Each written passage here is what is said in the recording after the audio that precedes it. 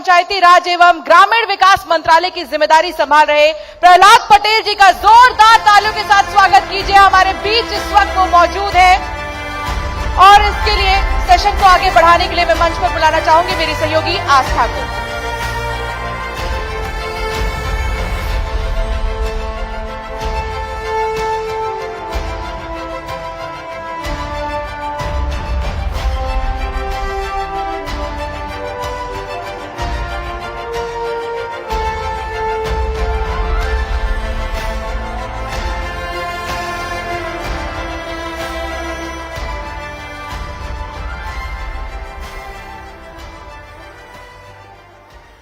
तो इस वक्त हमारे साथ मध्य प्रदेश के ग्रामीण विकास एवं पंचायत विकास मंत्री प्रहलाद पटेल जी हैं।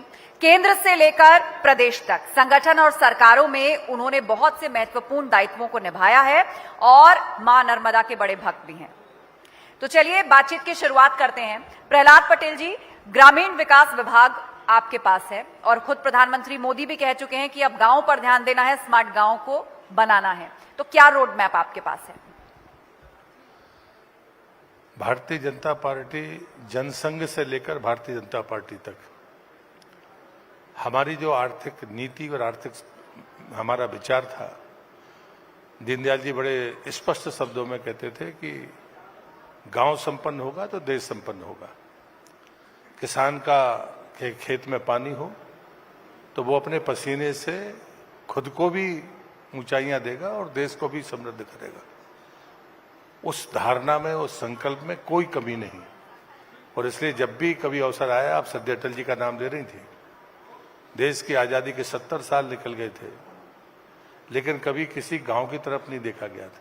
सध्या अटल बिहारी वाजपेयी देश के प्रधानमंत्री बने तो गांव में डामर की सड़कें पहुंच गई। शायद ऐसा नहीं हुआ होता तो आज भी हम इस दिन का इंतजार कर रहे होते। तो ये सोच और संकल्प का परिणाम है कि हम गांव को मजबूत देखना चाहते हैं।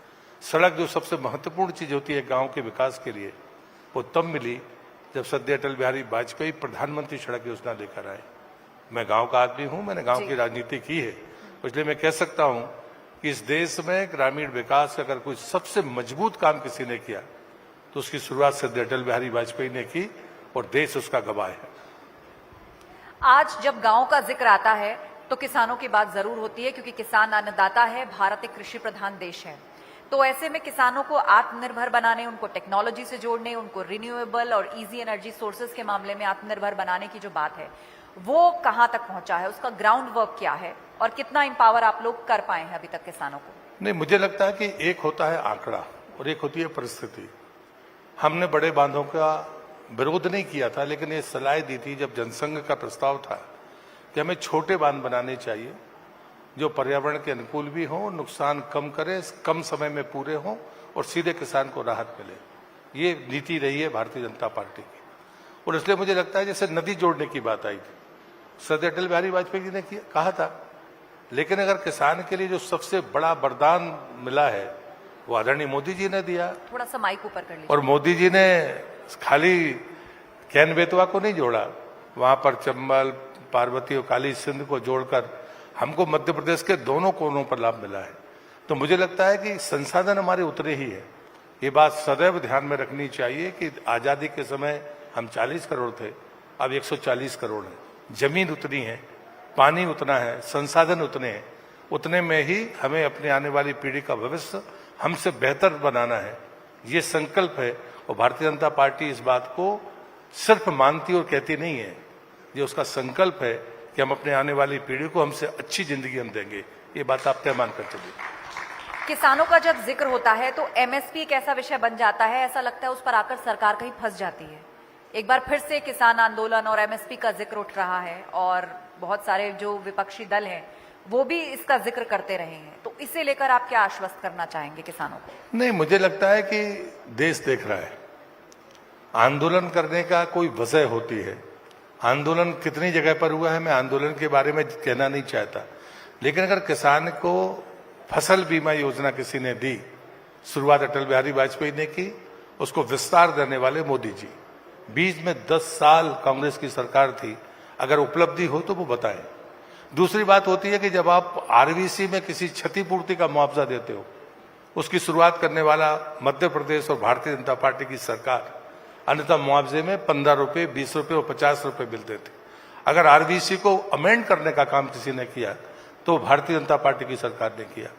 बीमा है, क्षतिपूर्ति है, फिर उसके बाद में उसको उन्नत बीज हैं, लेकिन साथ में हम अपने कम पानी वाली फसलें उनको भी जिंदा रखें, ये बात देश के प्रधानमंत्री ने की। मैं भारत सरकार में मंत्री रहा हूं और इसलिए 2016 में जब उन्होंने दुनिया के सामने कहा था कि दुनिया को अगर भुखमरी से बचाना है तो आपको मोटे अनाज की तरफ जाना पड़ेगा, उन्होंने शब्द उपयोग किया था श्री अन्न का।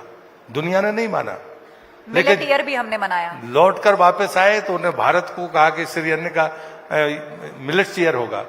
बाद में दुनिया ने मान लिया, 19 का चुनाव हुआ, 2020 में दुनिया ने ऐलान किया कि 2021 मिलेट्स ईयर होगा। मुझे लगता है कि आज हम सिर्फ विकास की बातें ना करें, विकास के साथ में पर्यावरणीय चिंता की बात भी करें। जो फसलें हम अधिक उपजा रहे हैं, मैं किसान भाइयों से भी कहना चाहता हूं कि गेहूं, धान और गन्ना तीनों का हम निर्यात करते हैं। शक्कर का निर्यात करते हैं, आटे का करते हैं और चावल का करते हैं। लेकिन कभी ये भी तो सोचो कि 1 किलो चावल के लिए कितना लीटर पानी लगता है, 1 किलो चीनी के लिए कितना लीटर पानी लगता है, 1 किलो आटे के लिए। तो मुझे लगता है कि हम सिर्फ एक तरफा बात करते हैं, लेकिन अगर हम अपने मिलेट्स की बात करें तो अगर 1 किलो ज्वार हो, बाजरा हो, कोदो हो, कुटकी हो, रागी हो तो उसको 1 लीटर पानी चाहिए, लेकिन इनमें सबको 30 लीटर से ज्यादा पानी चाहिए। तो ये चीजें भी समझनी पड़ेंगी, लेकिन पानी का प्रबंध करने वाला अगर कोई प्रयास है तो वो भारतीय जनता पार्टी की सरकार है।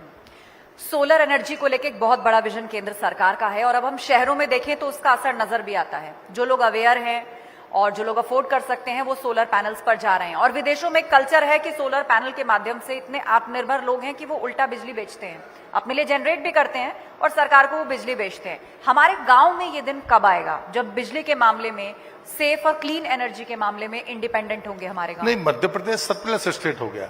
हाँ, ये भारतीय जनता पार्टी की सफलता है। हमने मध्य प्रदेश के लोगों ने कांग्रेस का राज भी देखा है और हमारा राज भी देखा है। हम आज सरप्लस स्टेट होने के बाद भी हम पर्यावरण की दृष्टि से जब सोचते हैं तो हम ये मानते हैं कि बिजली का बिल माफ करना ठीक रास्ता नहीं है।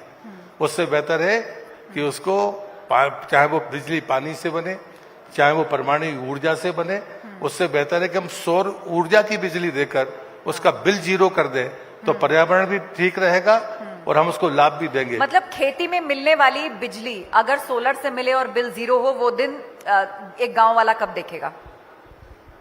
मुझे लगता है कि अभी भी हम उसमें देश में नंबर 1 पर है। मध्य प्रदेश नंबर 1 पर है सौर ऊर्जा में। और मुझे लगता है कि आने वाले 5 वर्ष बाद ये बात हम कह पाएंगे कि शायद कोई ऐसा किसान नहीं होगा कि जिसकी इच्छा हो और वो सौर ऊर्जा से बिजली पैदा करके स्वावलंबी ना बन पाए। और मुफ्त में बिजली जिसको कह सकते हैं, ये दावा हम कर सकते हैं। ये बात मैं विश्वास के साथ कह सकता हूँ। जी, तेजी से आज डिजिटल युग में हम जा रहे हैं। ग्राम पंचायत के भी जो काम है वो भी अब ऑनलाइन होने शुरू हो गए हैं, बहुत सी जगह कन्वर्ट किया जा रहा है। तो ये ई पंचायत कितनी बड़ी चुनौती है और ये कितनी जरूरी है आज के दौर में? चुनौती नहीं है, मुझे लगता है ये आज समय की मांग है और जरूरत भी है। लेकिन हम देखते हैं कि जो हमारे पुराने ग्राम पंचायत भवन है, आज स्पष्ट के लिए मैं आपको धन्यवाद भी दूंगा। अभी प्रधानमंत्री जी ने खजुराहो से 1153 अटल ग्रामीण सेवा सदन के नाम से ग्राम पंचायत भवनों की पहली किस्त जारी की है। मुझे लगता है कि श्रद्धेय अटल बिहारी वाजपेयी सुशासन उनके नाम से जुड़ता है। तो मैंने ये तय किया कि हमें सैचुरेशन पर जाना होगा। 2.5 साल बाद इस राज्य में पंचायत के चुनाव है। मैंने विधानसभा में खड़े होकर भी कहा था, आपके माध्यम से भी मैं कह रहा हूं कि 2.5 साल बाद चुनाव है। अगर मैं ये कह पाया कि मध्य प्रदेश की कोई भी ग्राम पंचायत सुविधाजनक ग्राम पंचायत भवन के साथ है, बची नहीं है, तो मैं समझता हूं ये मेरी और मेरी सरकार की सफलता होगी। और मैं दावा करता हूं अपने मुख्यमंत्री के नेतृत्व में 2.5 साल बाद जब चुनाव होंगे, मध्य प्रदेश की कोई भी ग्राम पंचायत ऐसी नहीं होगी जहां पर सुविधाजनक ई पंचायत वाला भवन नहीं होगा, सब जगह पर होगा।